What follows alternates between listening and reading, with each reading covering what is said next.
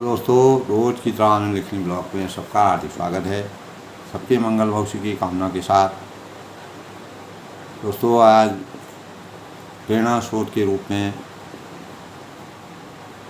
हमारे जीवन में, मानव जीवन में प्रेम का स्वरूप क्या होता है, प्रेम से हम किस प्रकार के मानवता के भावों का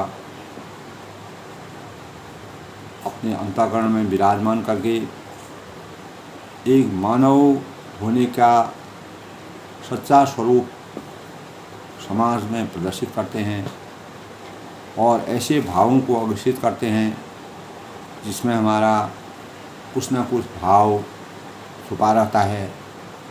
तो प्रेम का गुण है दोस्तों आनंद प्रेम करने का, यानी प्रेम का गुण, प्रेम जो है एक अथाह गुण का स्वरूप है और आनंद प्रेम करने का सबसे बड़ा मार्ग है। जब हमको किसी भी कार्य से आनंद की प्राप्ति होती है, सुख की प्राप्ति होती है, तो हमारे अंतःकरण में एक प्रकार का भाव जागृत होते हैं। तो प्रेम दोस्तों हमें स्त्री से, धन से, कीर्ति से, यश से और प्रेम करने में, इन चीज़ों से हमको आनंद की प्राप्ति होती है। हम सुख का अनुभव करते हैं और परमात्मा की भक्ति से। तो दोस्तों, आनंद के कारण प्रेम हम करते हैं,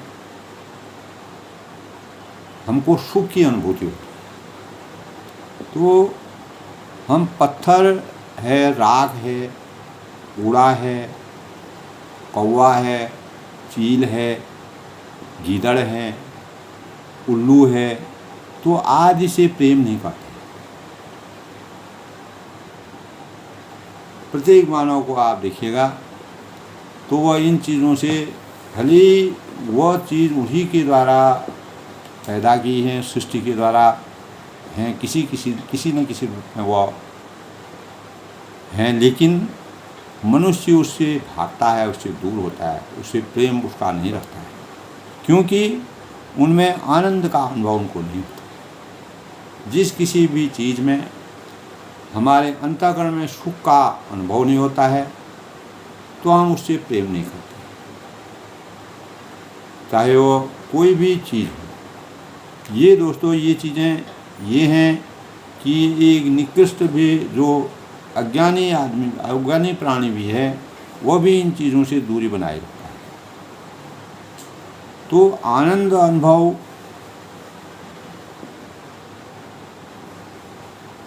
एक प्रकार का दोस्तों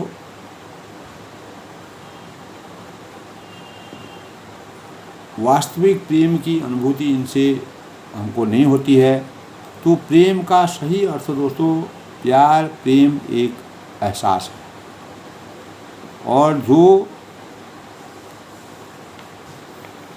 जो हमको निस्वार्थ से नहीं, दिल से होता है। यानी किसी प्रकार की जो हमारा मस्तिष्क है उससे नहीं, बल्कि दिमाग से नहीं होता है, ये एक प्रकार का भाव है। तो अनेक भावनाओं को, वह अलग अलग विचारों का समावेश हमारे अंतःकरण में होता है। प्रेम स्नेह से लेकर खुशी की ओर धीरे धीरे अग्रसर होता है। मजबूत आकर्षण, निजी जुड़ाव की कामना, निजी जुड़ाव की भावना और कामना होती है। तो हमें उनके साथ जुड़ने के लिए मजबूर करते हैं। तो हमारी ऐसी मजबूरी आ जाती है जिसके परिणाम से हमको जुड़ना स्वाभाविक है, क्योंकि हमारा अंतःकरण की जो वेदनाएं हैं वह हमको उसकी तरफ आकर्षित करने की कोशिश करती हैं। तो प्रेम का स्वरूप दोस्तों शारीरिक, भावात्मिक और आध्यात्मिक प्यार करने की अलग अलग श्रृंखला का अभिप्राय है, श्रृंखला है, उसमें समाई हुई हैं। तो देखभाल करना, सुनना, ध्यान देना, दूसरों को प्राथमिकता देना, ये सब प्रेम भाव में शामिल होता है। तो दोस्तों, जब सब कुछ ठीक चल रहा होता है तो किसी दूसरे को सच्चे प्यार या सद्भावों से प्यार को जागृत करना, प्यार की भावनाओं को अग्रसित करना, इच्छा शक्ति को जगाना, अनेक प्रकार के विकल्प हमारे सामने रहते हैं। तो दोस्तों,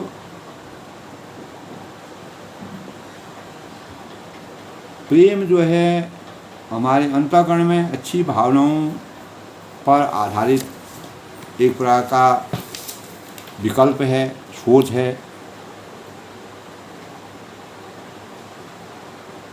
पवित्र प्रेम शब्दों से परे एक एहसास है जो सह से महसूस किया जा सकता है और जिसके बिना हमें अपना जीवन जो है निरर्थक लगता है। अगर हमारे अंतःकरण में प्रेम के भाव नहीं होंगे तो हमारा जीवन जो है रूखा लगता है। तो एक मृतप्राय तो हम इस हालत में अपने को मृतप्राय समझते हैं, क्योंकि वह आदमी एकदम निराश हो जाता है, उसके अंदर कोई रस ही नहीं होता है, रसहीन हो जाता है। जिस प्रकार हम परमात्मा की भक्ति से जो हीन होता है आदमी, जो परमात्मा की भक्ति नहीं करता है, वो वास्तव में निराश होता है, उसमें हीन भावना पनपती है और वह मनुष्य रूपेण मृगासंति की तरह। तो प्रेम से बड़ा राष्ट्र होता है दोस्तों। चाणक्य ने इस प्रकार की बातें कही थी कि राष्ट्र सबसे बड़ा है। उसके बाद बुद्ध ने अपने भावनाओं से कहा कि सब ने कहा कि प्रेम क्या है, तो चाणक्य ने कहा राष्ट्र सबसे बड़ा प्रेम है, राष्ट्र के प्रति प्रेम होना चाहिए। बुद्ध ने कहा करुणा सबसे बड़ा प्रेम है। महावीर ने कहा अहिंसा परमो धर्म, अहिंसा नहीं करनी चाहिए, यही सबसे बड़ा प्रेम है, यही परम धर्म है। गीता में प्रेम के बारे में दोस्तों निस्वार्थ व आध्यात्मिक प्रेम का विस्तार का स्वरूप है। अनेक बार गीता में भगवान श्री कृष्ण ने अर्जुन को प्रेम की व्याख्या करने का 7वें अध्याय में इस प्रकार का वर्णन है, जो कि प्रेम के प्रसंग को व्याप्त करता है गीता में। तो इसका वास्तविक तात्पर्य यह है कि दोस्तों कि प्रेम किसी को पाना नहीं होता है, बल्कि उसमें खो जाना होता है। हम परमात्मा की भक्ति करते हैं, हम किसी से एक दूसरे के आपस में प्रेम करते हैं। जब हम मन, वचन और वाणी से अपने अंतर्मन से उसको चाहते हैं, तभी हम उस चीज़ को उस प्रेम से प्रेम करते हैं, चाहे वह कोई वस्तु हो, प्राणी हो, परमात्मा हो। तो प्रेम वही है दोस्तों जिसमें त्याग की भावना हो, समर्पण की भावना हो। इस चीज़ को गूढ़ता के साथ छोड़ना चाहिए दोस्तों। जब तक हमारे अंदर समर्पण नहीं होगा, त्याग नहीं होगा, तो हम प्रेम की सही पराकाष्ठा को नहीं जान सकते, प्रेम की अनुभूति का सही एहसास नहीं कर सकते। और स्वार्थ रहित प्रेम की भावना में किसी प्रकार के स्वार्थ भाव की कल्पना नहीं होती। अगर कोई स्वार्थ भाव से प्रेम करता है तो एक न एक दिन वह बिखर जाता है। तो सच्चे प्रेम की विशेषता यही है दोस्तों कि सच्चा प्रेम वही है कि जिससे हम प्रेम कर रहे हैं वह हमेशा खुश रहे, प्रसन्न रहे, उसकी आत्मा को दुख न पहुंचे और उसका कैसे हम हित कर सकें, कैसे उसकी। दोस्तों, जो सच्चा प्रेम होता है उसमें सबसे बड़ी बात सच्चे प्रेम की व्यवस्था होती है कि हम कैसे किसी को सुख की अनुभूति प्राप्त करवा सकते हैं, उसको सुख देते हैं, उसको खुश कर सकते हैं और उसके मन की अपेक्षाओं को पूर्ण कर सकते हैं। वही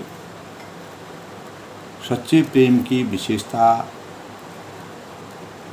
जिससे हम प्रेम कर रहे हैं वह हमेशा खुश रहे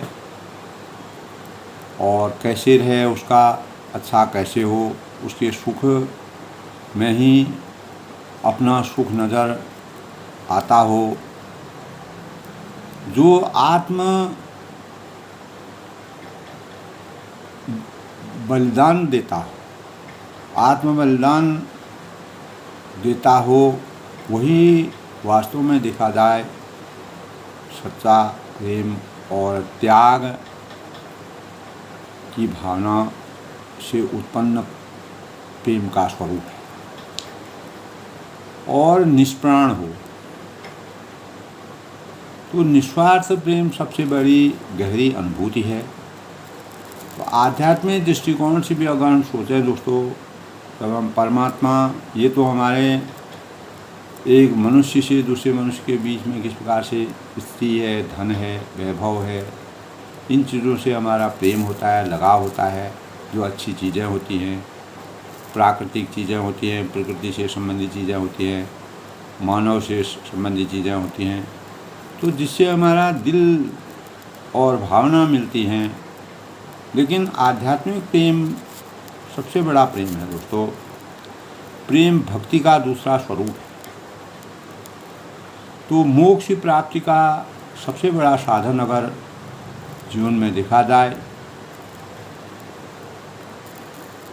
हमारे शास्त्रों में दोस्तों इस प्रकार का विधान है कि प्रेम अनिर्वचनीय है और कोमलता है, स्नेह है और झुकाव है, गर्मजोशी है, जुनून है और आराधना है। यह भावात्मक सम्मान की सबसे बड़ी प्रेम की पराकाष्ठा कहलाती है। तो अगर हम परमात्मा के ध्यान में, ब्रह्म में लीन हो जाते हैं और परमात्मा के प्रति हमारा जो स्नेह बढ़ता है दोस्तों, बड़े बड़े भक्त जो रात दिन परमात्मा के ध्यान में लग्न रहते हैं, प्रभु के ध्यान लगाते हैं, भक्ति में लीन रहते हैं, उनको कब खाने का समय हुआ, कब उठना हुआ, कब कोई भी पता नहीं चलता है। तो वास्तविक भक्ति, ब्रह्म में लीन होना प्रेम का सबसे बड़ा स्वरूप कहा है। प्रेम के अनेकों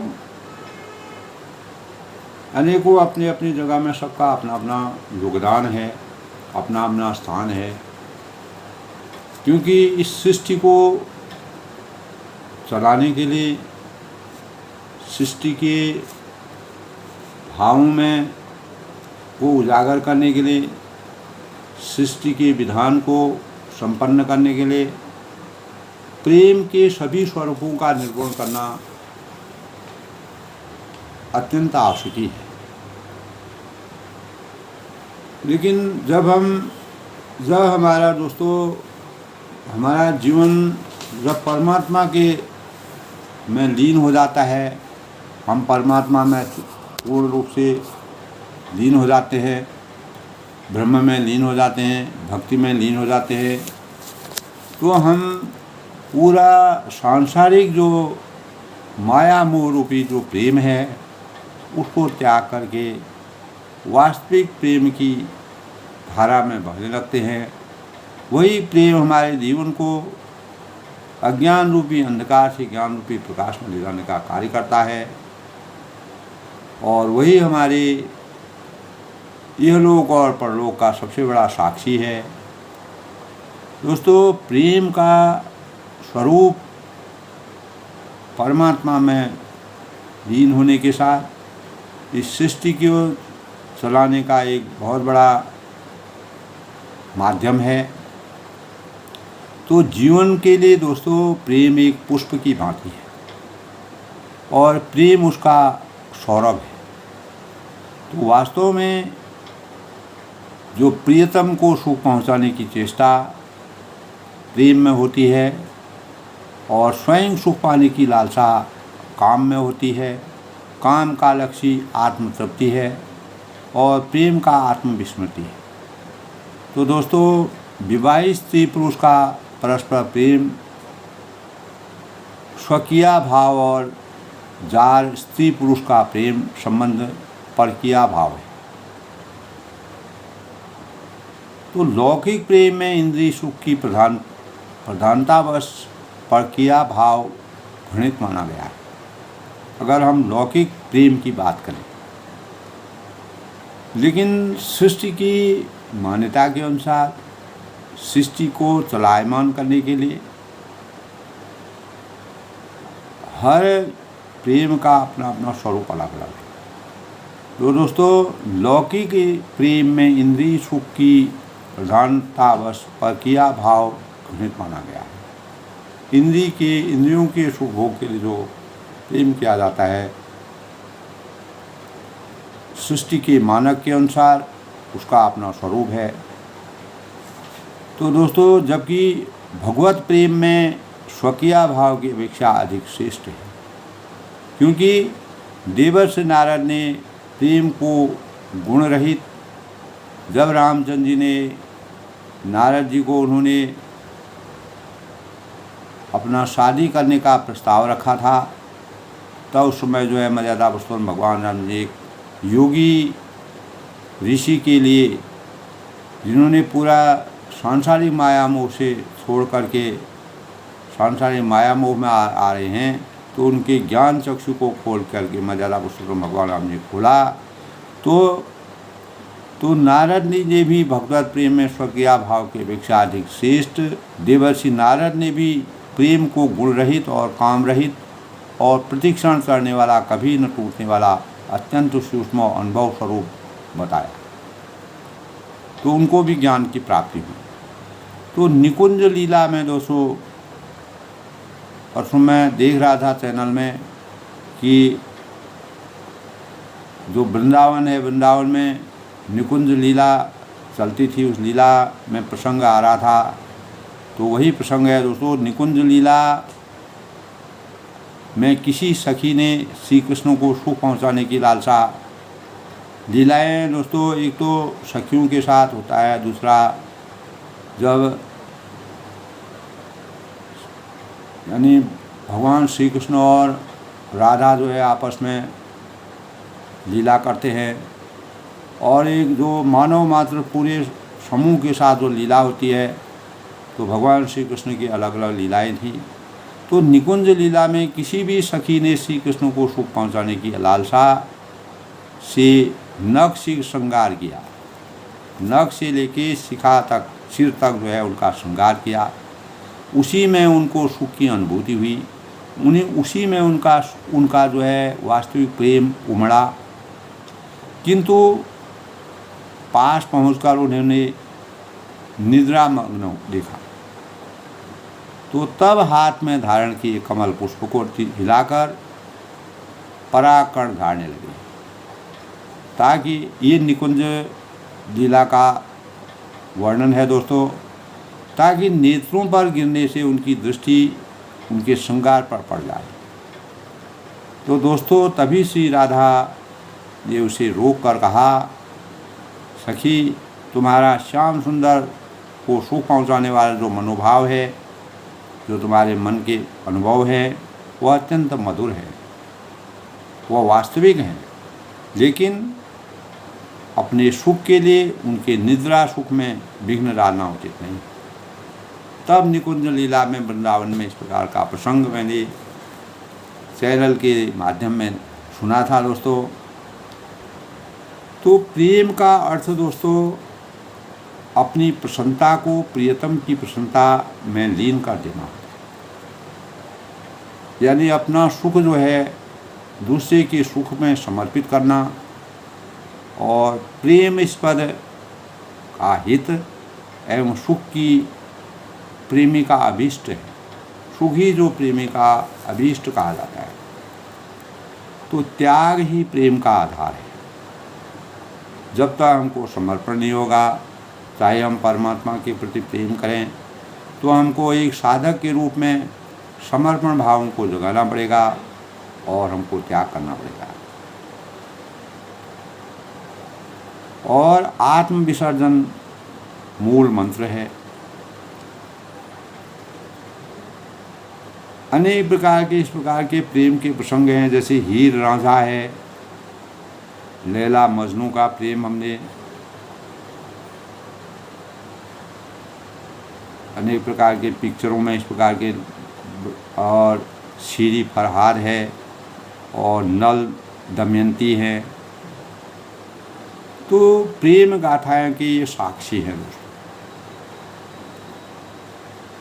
कि तमाम कष्ट एवं बाधाओं के बावजूद सच्चा प्रेम कभी पराजित नहीं होता। तो दोस्तों, अपने प्रेम में बाधाएं आ सकती हैं, दिक्कतें हो सकती हैं, कठिनाइयाँ हो सकती हैं, लेकिन वह कभी पराजित नहीं होता, उसकी हार कभी नहीं होती। तो जो सच्चा प्रेम होता है दोस्तों, वो उसकी हार आज तक न हुई है न जीवन में होगी। तो प्रेमास्पद जो वास्तविक प्रेम होता है, प्रेम का जो वास्तविक स्वरूप है, उसकी बात में करें तो दोस्तों, प्रेमास्पद द्वारा ठुकराए जाने पर, तिरस्कृत होने अथवा न चाहने पर भी प्रेम कभी घटता नहीं। प्रेम जो है जैसे का तैसा रहता है। कैसी भी विषम परिस्थिति हो, सुख या दुख की अनुभूति हो, दोनों अवस्था में प्रेम की मर्यादा कम नहीं होती है, अगर उस प्रेम का स्वरूप सही होगा।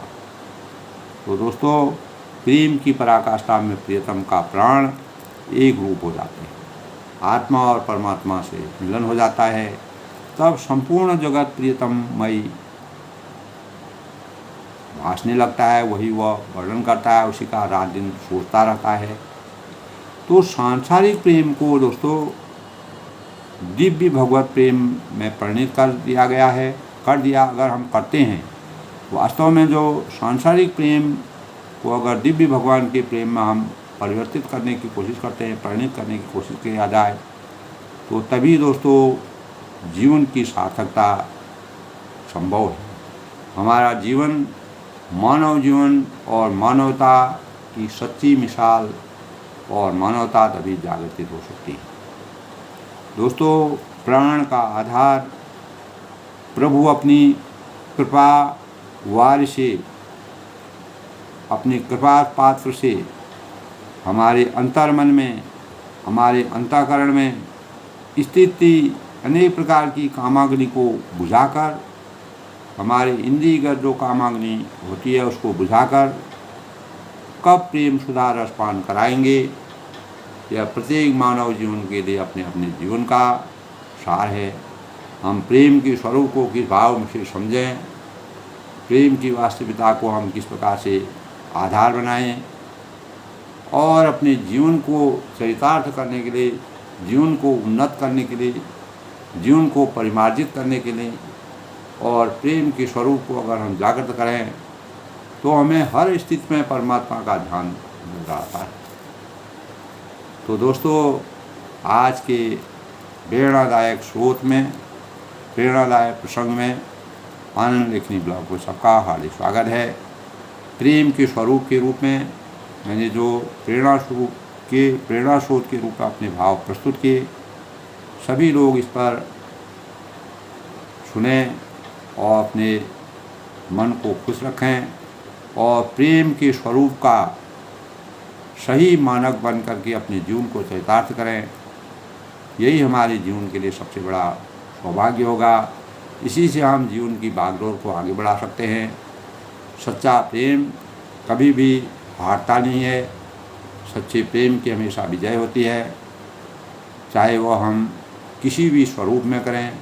अंततोगत्वा हमको आध्यात्मिक प्रेम की जागृति से हमारे अंतःकरण में प्रेम सुधा का रस का पान हम जब करते हैं, तभी हम अपने जीवन को परमात्मामय बना करके, परमात्मा की भक्ति में लीन होकर के अपने जीवन का उद्धार करते हैं। यही मानव जीवन की सबसे बड़ी पहचान है। इसी से हम जीवन की सार्थकता प्राप्त कर सकते हैं। सबके मंगल भविष्य की कामना के साथ आज के विचार मंथन में इतना ही। कल फिर मिलते हैं, तब तक के लिए सबको नमस्कार।